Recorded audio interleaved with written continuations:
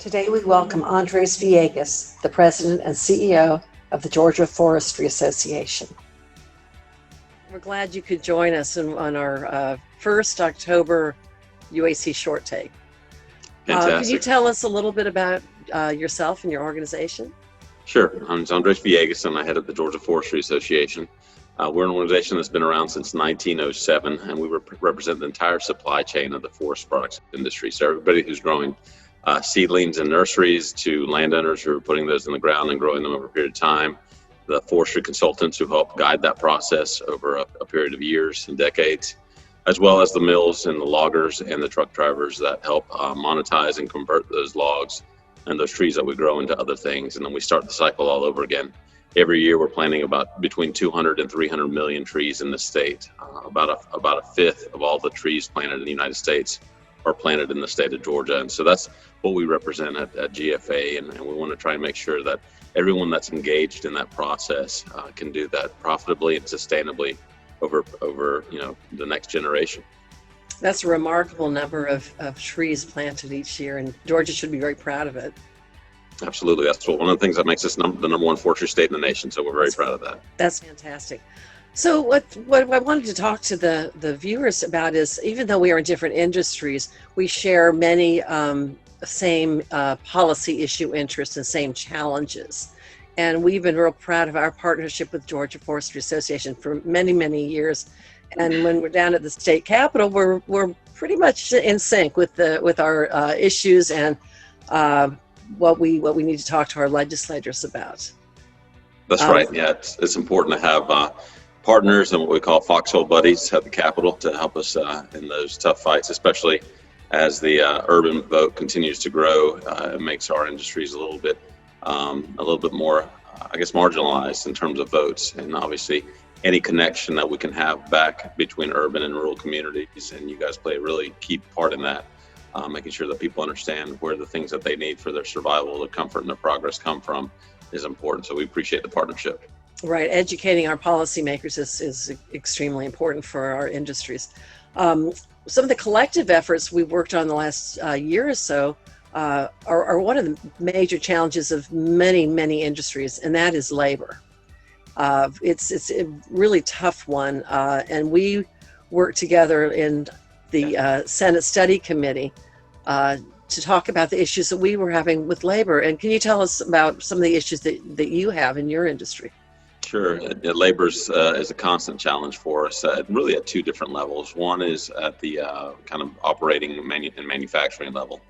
Making sure that we have a strong pipeline of talented employees that can come into our facilities and work. We actually, for many decades, were the highest wage-paying industry in the manufacturing sector in the state of Georgia. We've recently been eclipsed by the aerospace industry, but we still provide, especially in the manufacturing sector, a very, very livable wage where people can send their kids to college and have their boat and live in a house and pay off their debts and things like that. So, it's a good opportunity, but oftentimes one that's overlooked. So we've been working very hard with our technical colleges to make sure that we're creating that pipeline, as well as with Georgia Public Broadcasting and our virtual forestry curriculum, to let people know that, and students know that there's a path. Whether you have a GED or a PhD, there's a place for you in the forest products industry. And the second thing we've done, of course, is working very hard on temporary labor that comes into the country to help us with a variety of different things. It's an area that we share a lot of commonalities on. And quite frankly, this past year has been a challenge for us with the H-2B ban that was put in place for a period of time by the White House, and we were able to work to reverse that. But it had a lot of us concerned, especially in a state where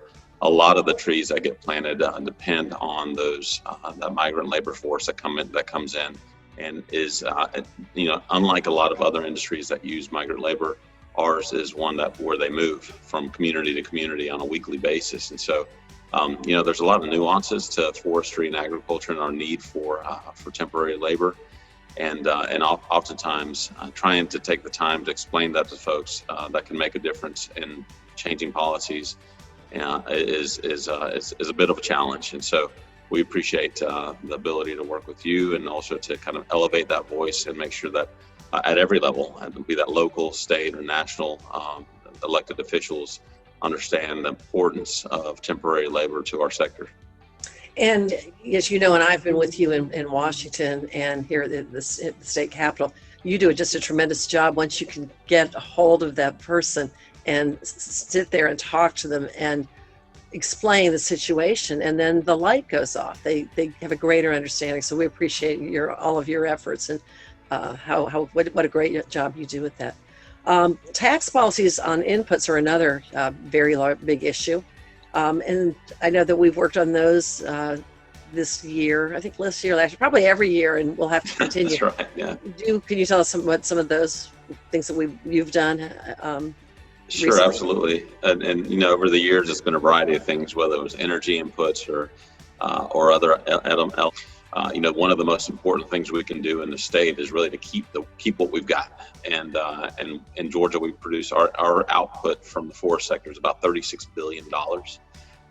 We've surpassed any other state, and by that measure, in economic output from the forest sector. And the tax treatment of that is very, very critical. The other place that we've been able to work with you on too, as well, as, of course, is the tax treatment for landowners in the state. Over the past 40 years, we've been able to pass a Conservation Use Valuation Assessment Program, CUVA, the Forest Land Protection Act, and then a couple of years ago through a constitutional amendment, Qualified Timberland Property Act, or QTP is what we call it for short.